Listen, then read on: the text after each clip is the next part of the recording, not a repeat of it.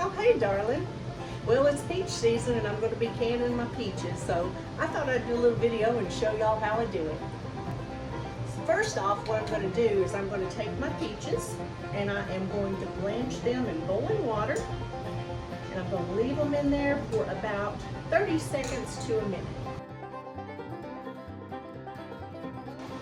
Then you're going to take your peaches after they've cooled, and I just take them and peel the skins off.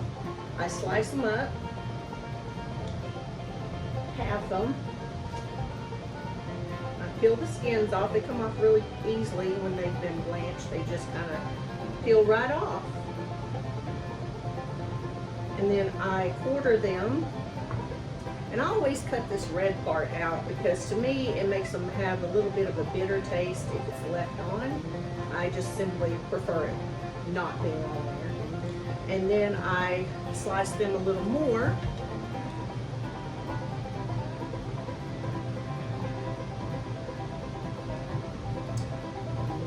And I put them all in a big bowl with a little bit of lemon juice on them to help them from turning brown until you're ready to process it. So one of the things I did before I started is I went ahead and I got my jars that were washed, and I put them in the water bath canner to boil to make sure that they're going to be sterilized before I'm ready to can with them. So whenever you're finished slicing your peaches, and that's the beauty of this because I like mine in little slices like this, but since you're doing it, if you prefer cubes or halves, it's totally your choice. So what you want to do now is you want to take 5 1/4 cup of water and put in your pan. I always use filtered water. And then 2 1/4 cups of sugar. And you turn that on and let it come to a boil.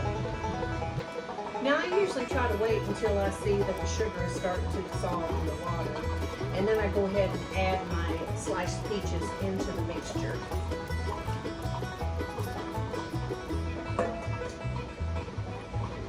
And you're going to let this come up to a boil. And while you're waiting, I went ahead and I put my lids, my seals from my jars in some boiling water so they can be sanitizing until I get ready to use them. And I don't know about y'all, but it seems like I have the slowest stove on earth to heat up to boil.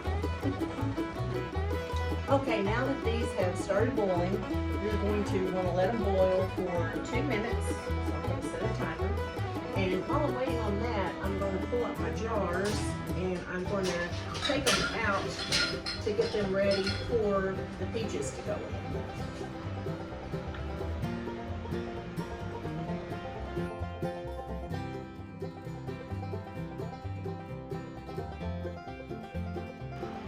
So what I do now is I just take my ladle and I ladle the peaches into the jars. You want to try to get as many into the jar as you can.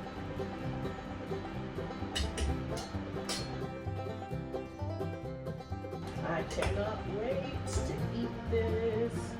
It's so good. Peaches are one of my favorite things. They're so good.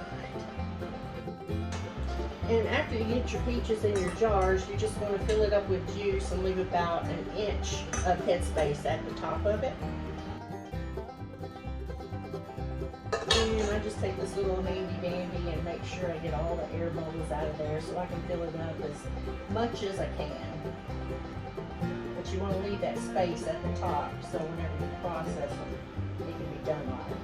And whenever I have juice left over, I just go ahead and put that juice by itself in a jar, and I'll go ahead and process that in my water bath canner along with my peaches. And then whenever I want to do some peach sweet tea, I just take out my peach syrup here and I add it to my tea, and it is really, really good. I highly recommend that. Now the next thing you want to do is you want to get you some vinegar, and you want to go around the rims of your jars to make sure it's free of any debris. That way your seals will do what they're supposed to. You won't have any issues with your jars sealing after they're processed. And then you take your hot sanitized lids, place them on your jars.